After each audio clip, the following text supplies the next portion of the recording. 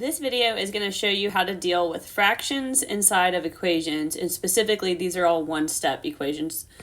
If you're adding with a fraction, you're still going to do the opposite operation, which is subtraction, and you're just going to subtract that fraction from both sides. Now, if you don't have a calculator, which typically you would be doing this in middle school math, and you most likely wouldn't have access to a calculator on a final exam, you're going to want to change the fractions to have a common denominator. And so I'm just going to move off to the side. I've got 3/8 minus 1/4.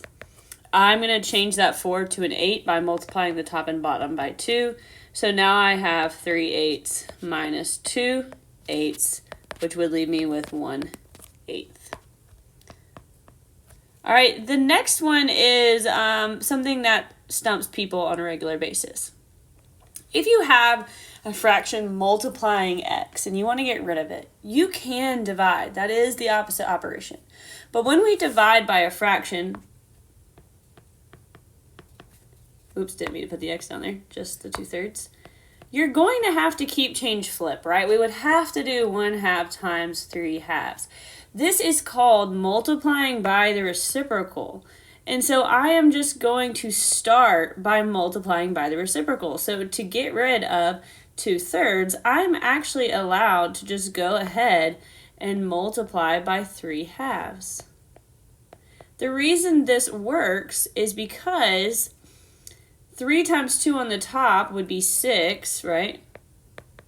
Let me write it out over here.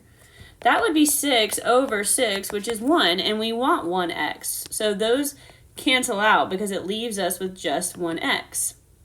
All right, then I'm going to multiply across the top and across the bottom, and that would give me 3 over 4.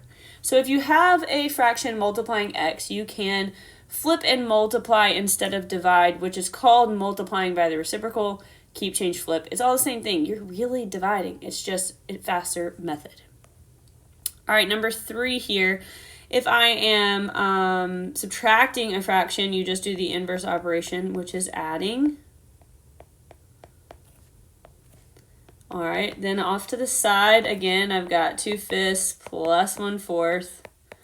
And I need a common denominator, so I'm going to multiply this one by 4 top and bottom, and this one by 5 top and bottom to give me a denominator of 20 for both.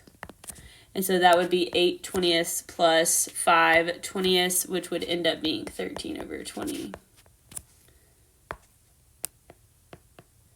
All right, the last one is when you have, and there's not a fraction here. Let me change this to be, 4/5.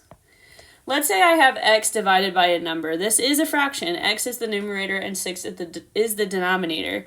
A denominator is really just a number that's dividing its numerator. It is a division problem. Fractions are division. So I can get rid of the 6 by doing the opposite of division, which is multiplication. And then when we multiply, we go across the top and across the bottom. The bottom of the 6 is just a 1. And so 4 times 6 would be 24. And 5 times 1 would be 5. In my class, we leave things as improper fractions, but you might have to change this into a mixed number since 24 is larger than 5. Hope this helps.